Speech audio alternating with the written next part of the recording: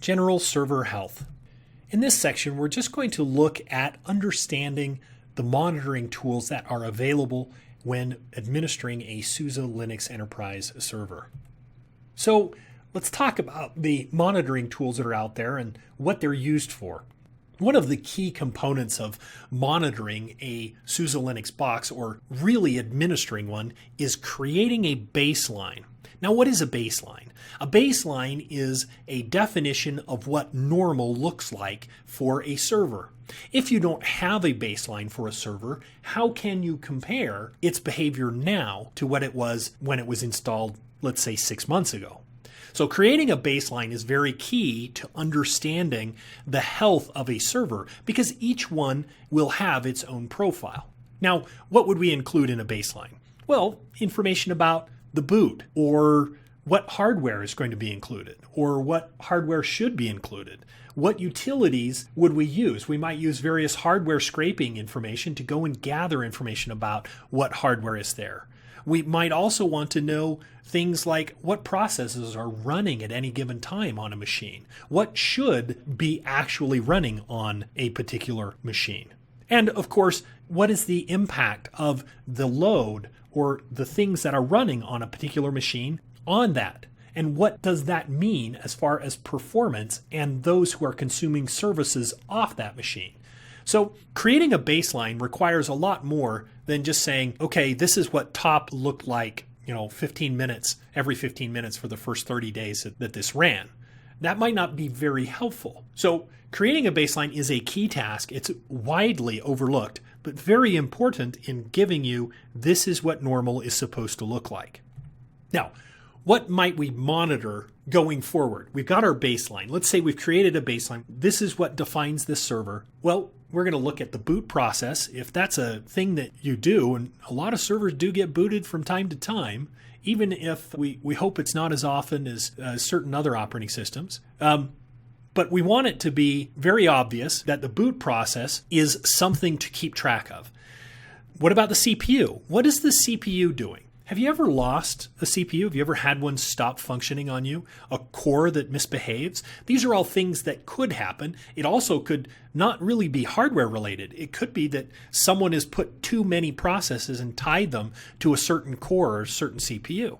We might also want a profile on what's going on in RAM. Are we consuming our RAM all the time? Are we constantly heavily into swap? Do we need to add more RAM? Not that RAM fixes everything, but it does fix some things.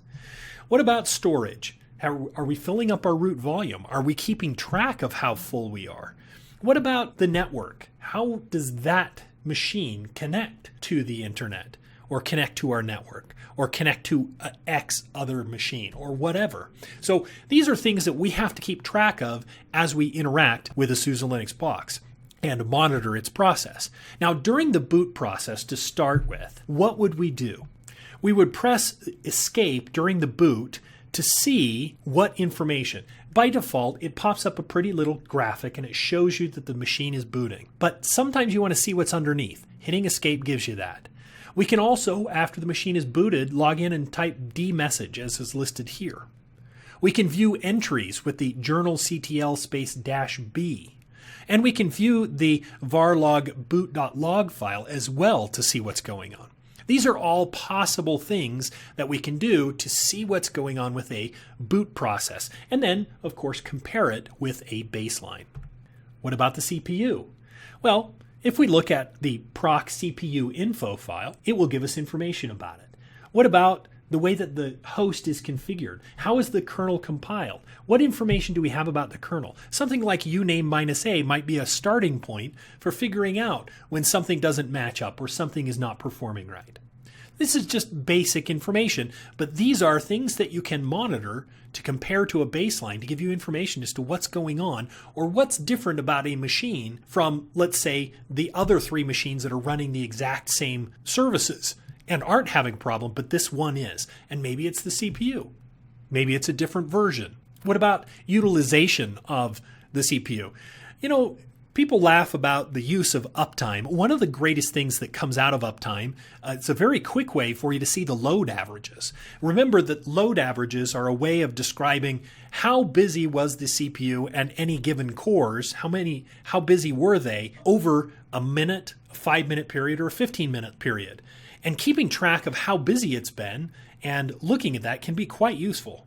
Now, there's also, of course, the go-to tool for monitoring on a SUSE Linux box, TOP. We can see processes, CPUs, memory profile, utilization. We can see how a particular process is actually functioning. We can sort by particular processes, users, and so forth. There's a great deal of information from TOP. TOP is a great tool for monitoring what's going on with the CPU at any given time.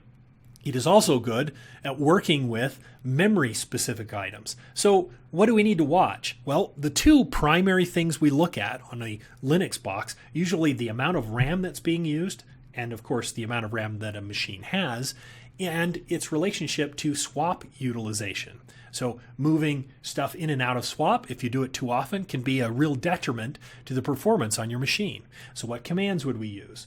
Well, the free command, which gives us a list of how much free memory do we actually have out there. And of course, TOP, as we described earlier, also gives you information about what is going on as a memory profile. So let's look at a couple of other tools that are particular to memory. And that one of them is VMstat. This is a tool that allows us to see since boot time as well as over a particularly defined interval of what has changed. The columns that we see specifically for swap, the SI and SO columns in the middle there, kind of describe what's going on. If you're not seeing a lot of SI and SO values, let's say 0, like is shown here, then how much swapping are you doing? In this case, none. But it's interesting that these numbers will change as you do something like compile code on top of a machine and give it something hard to do. Another interesting thing is that along this top row, all of those values are specific totals since boot. And you can see that information again. There is also the BI and BO values. These are blocks in and blocks out, read and write values per second. So BI is read, BO is written out. Additional items we monitor. The hard drive. Storage is always going to be one of those concerns. Now, if you want to monitor individual disks, you could use the smartctl command. Or if you're working with a RAID, you might use MDADM, the multi-disk administrative tool, for looking at and working with those environments. And each of those are going to be used, again, in comparison with a baseline to help you to understand why is performance or how is performance different from when it was working correctly. But again, requires that baseline to have been made. Another tool that we use for storage performance is IOstat, which shows us the writes per second, the reads per second, and a bunch of other information like how long does data stay in cache before it's written to disk. We can see some of that stuff, and when you get experience with it, it's interesting to be able to read the I/O profile of a particular set of disks or a disk device. Now, the last thing that we look at is the monitor of the network. There are multiple tools to do this, and we're not going to cover all of them, but there is the IP tool, which is great for seeing whether a link to the network is defined, an IP address is defined. We also have the ethtool command for interacting and changing hardware-specific settings, duplexing, frame size, and other things can be worked with using ethtool. You also have the iptraf command for seeing what's going on, and of course the SS, which is a replacement for netstat, but has a lot of the exact same features. In fact, a lot of the options are identical, but they produce usually a better organized and easier to read set with additional information about them. So we really like SS, and netstat has been deprecated. It's still there, might not be next time. Now, there's one more tool that we use when profiling a machine, and this is a tool that is used by our support department here at SUSE. It's called support config.